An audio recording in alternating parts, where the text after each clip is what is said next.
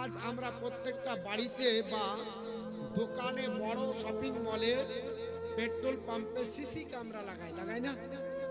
কেন লাগাই? আমাদের এটা দৃঢ় বিশ্বাস যে যদি সিসি ক্যামেরা লাগানো যায় তাহলে চোর যদি আসে, যদি আমি নাও থাকি, চুরি হলে আগামী কালকে যখনই আপনার বাটামে ক্লিক করব সঙ্গে সঙ্গে 24 ঘন্টার রেজাল্ট দিয়ে দিবে। কে এসেছিল, কখন এসেছিল, কি করে এসেছিল, দিয়ে আমরা চোর ধরবো। ঠিক না বেটি? এটার জন্য তো সিসি ক্যামেরা লাগা। আচ্ছা বলেন তো, বোরখা পরে মেয়ে ছেলে না এসে বেটা ছেলে যদি আসে, সিসি ক্যামেরা চিনতে পারবে তো? পার্সেন্টই আছে নাকি? 100% আছে? চাচা বলছে হ্যাঁ হ্যাঁ আছে। 100%ই নামাজি আছে, 50% পুজেনি। যদি হয় এশার জামাত হয়েছে, এশার জামাত হয়েছে এখানে নামাজি। এখানে যারা আছে আমরা সবাই নামাজি তো নাকি? সব নামাজ পড়েছি।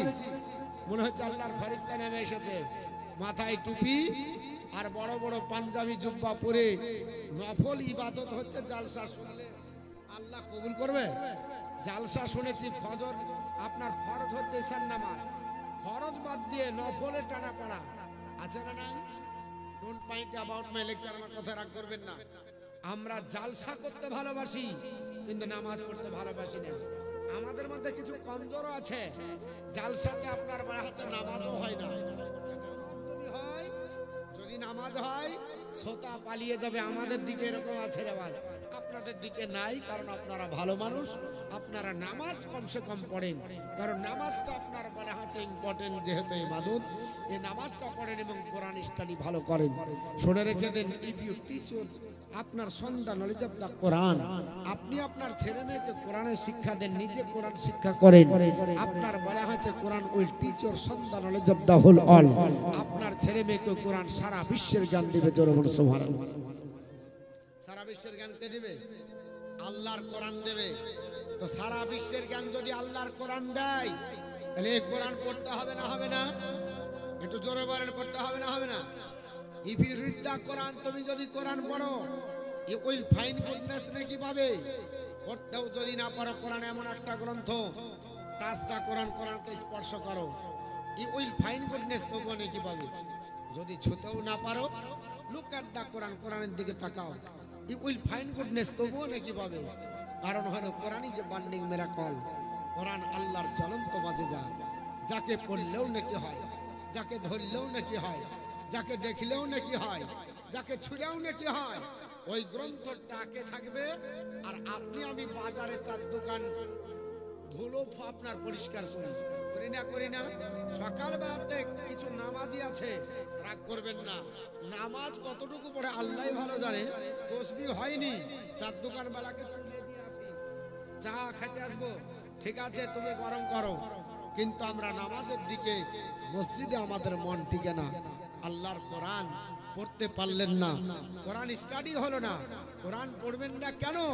পৃথিবীর যা আপনার জ্ঞান আছে সব কোরআনেই পাওয়া যায়। বিশ্ববিখ্যাত ব্যক্তিত্বের অধিকারী, বাংলাদেশের আপনার অধিবাসী, একজন হিন্দু ঘরের কীর্তি সন্তান, নাম হলো তার গিরিশচন্দ্র সেন। সর্বপ্রথম বাংলা ভাষায় কোরআনের বঙ্গানুবাদ করেছিলেন। তিনাকে জিজ্ঞাসা করা হয়েছিল, what is the definition of Quran? কোরআনের সংজ্ঞা কি? আপনার গিরিশচন্দ্র সেন, তুমি তো সর্বপ্রথম বাংলা ভাষায় কোরআন রচনা করেছো। গিরিশচন্দ্র সেন বলেছিলেন, Quran is a religious book in which Allah has given the knowledge of the whole all. কোরআন এমন একটা ধর্মগ্রন্থ, সারা বিশ্বের জ্ঞান আমার আল্লাহ কোরআনেই দান করেছে। জোরে বলুন সুবহানাল্লাহ। সুবহানাল্লাহ। বিশ্বের জ্ঞান একজন অমুসলিম জানতে পারলেও কোরআনে আছে। আর মুসলমান আপনার পাই না, গীতাঞ্জলি খোঁজে। মুসলমান পাই না, সকালবেলায় বাসি খবর দেখে, টাটকা খবর আপনার পড়তে হবে। আপনাদের এখানে স্টাডি হয় কি না হয় না জানি না, আমাদের দিকে নিয়ম আছে। আপনার সকালবেলা হলে 6টার সময়, ভদ্র সমাজের ঘুম ভাঙে 9টায়, পেপার বালার ঘুম ভাঙে সকাল 6টায়। ঠিক আপনার পেপার নিয়ে এসে আপনার সাইকেলের থেকে নেমে একটা 5 টাকা বালা পেপার জানালার মধ্যে ভরে দিন। আপনি উঠবে, ভদ্র সমাজের মানুষ পড়বে। পড়ুক আর না পড়ুক, মাস গেলে 150 টাকা বাগিয়ে নেবে। আপনাদের দিকে এরকম পেপার দিয়ে যায়? হ্যাঁ, দিয়ে যায় না? দোকান দোকান দেয় না, হ্যাঁ? ভদ্র সমাজের ঘুম ভাঙে 9টার সময়, ওঠার পরে কোরআন না পড়ে চোখ মুছতে মুছতে বৈঠক ঘরে বসার পরে এক হাতে পেপার এক হাতে কলগেট ব্রাশ নিয়ে যেটা স্টাডি করে সেটা হলো পেপার। বউ জিজ্ঞেস করে অফিসে যাবা না, আদালতে যাবা না, পেপার পড়তে টাইম শেষ হয়ে যাবে। হতভাগা মুসলমান তাড়াতাড়ি পেপারটা গুজিয়ে ব্যাগে ভরি বাসের সিটে পড়বো। দুঃখের বিষয় বাসের সিট নাই, পড়া হলো না। টিফিনে পড়বো, টিফিনও পড়তে পারলাম না। বাড়ি চলে আসলাম, সন্ধ্যা লেগে গেল, দুমুঠো মুখে অন্যদিকে নাই, শরীর ক্লান্তি, ছাট হয়ে চকি সমান হয়ে খাট সমান হয়ে শুয়ে বুকের উপর নিয়ে এক খতম দিয়ে ঘুমাই। লাস্ট চান্স, বুঝতে পেরেছেন? এক খতম দিয়ে ঘুমাই। আজ বর্তমান যুগে হতভাগা মুসলমান আমরা পেপারের শিরোনাম পড়ি। কেমন করে পড়ি? হেডলাইন পড়লেই বোঝা যায়, হেডলাইন পড়লে ইম্পর্টেন্ট খবর কোনটা ওটা বোঝা যায়। আল্লাহর নবী সাল্লাল্লাহু আলাইহি সাল্লাম বললেন, আমার উম্মতের দল রাত্রি বেলায় ঘুমানোর আগে কোরআনের এক খতম দিয়ে ঘুমাও। কি করে ঘুমাও? এক খতম দিয়ে ঘুমাও। সাহাবারা বললেন, ইয়া রাসূলুল্লাহ, এক খতম দিয়ে যদি ঘুমাই সারা রাত পার হয়ে যাবে, সকাল বেলায় কর্ম করতে পারবো না, কারণ হালাল রুজি উপার্জন করা হলো ফরজ। নবীর সাহাবী হযরতে ইবনে মাসউদ রাদিয়াল্লাহু তাআলা তিনি বলছেন, তালাবা কাসাবাল হালালি ফরিদাতুন বাদাল ফরিদ, অর্থাৎ ফরজ নামাজের পরে হালাল রুজি উপার্জন করা হচ্ছে ফরজ। তাহলে আপনি ফরজ নামাজের পরে হালাল রুজি উপার্জন করবেন, এটা যেহেতু ফরজ, নামাজের পরে আপনাকে হালাল রুজি উপার্জন করতে যেতে হবে, এটা ফরজ, এটা আপনি আমি জানি। কিন্তু সকাল বেলায় কোরআন, আপনার সকাল পর্যন্ত কোরআন পড়লে তো হালাল রুজি উপার্জন করতে যেতে পারবো না, ঘুম আসবে। একজন ব্যবসায়িক, আমরা ব্যবসা করি, দেখুন পৃথিবীতে, আমার কথাগুলো শোনেন, একটু শোনেন। আমি কেসা কাহিনী আপনাদের কাছে বলছি না, কয়েকটি মূল্যবান কথা বলছি। আর এই কথাগুলো সুর সার করে বললে হবে না, একটু আমাকে বুঝিয়ে বলতে হবে। তা আপনার বলা হয়েছে আমরা কি করি? আমরা ব্যবসা করি। আমরা মনে করি যে কোনো ব্যবসা মানে ব্যবসা, তা না।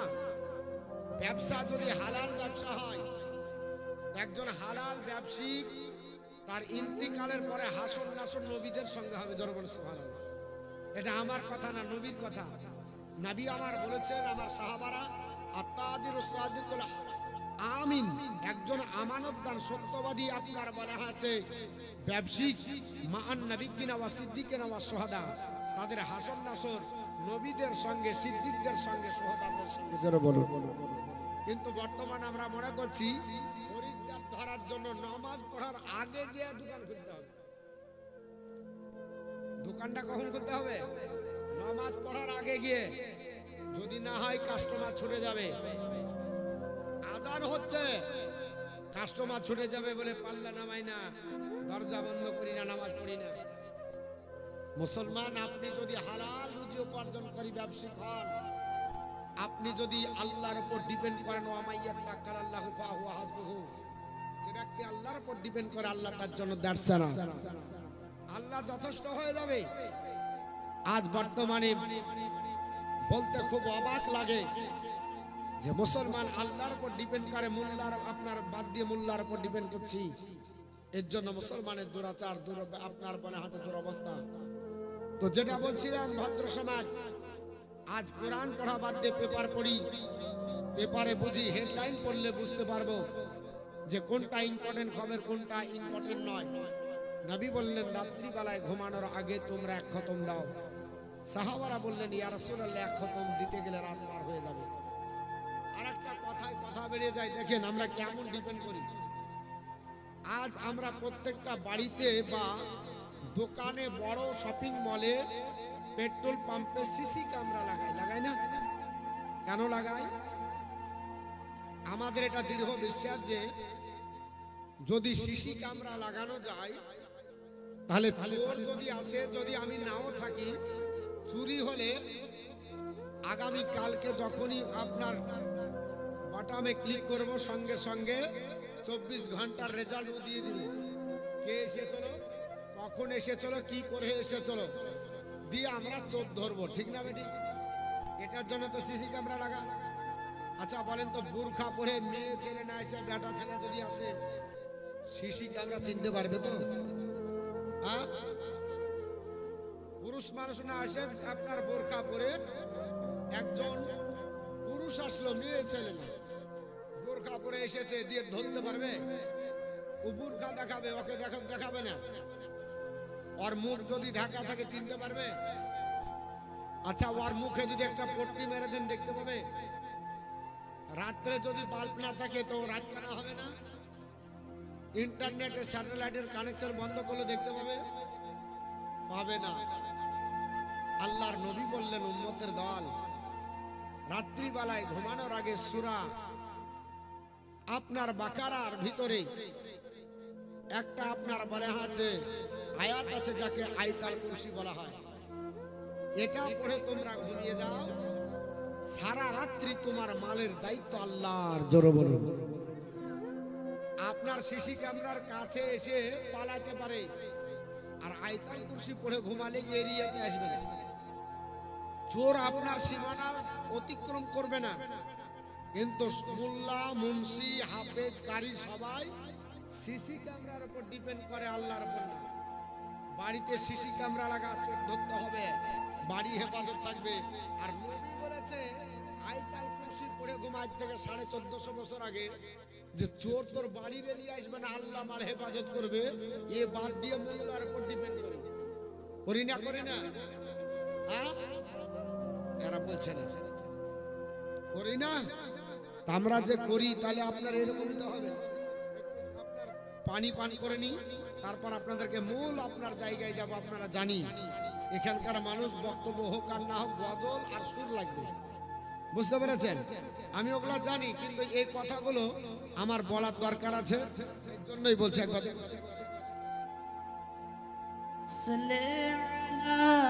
سيدنا مولانا محمد وعلى آل سيدنا وعلى آل سيدنا مولانا محمد وعلى آل سيدنا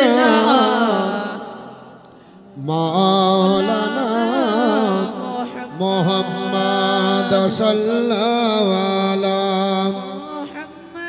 محمد صلى على محمد हरदम ज़बान काला पाक नबी मोहम्मद हरदम जाबा सफियाना मोहम्मद सल्लल्लाहु ताला अलैहि वसल्लम। আমার নবী বললেন সাহাবারা রাত্রে বেলায়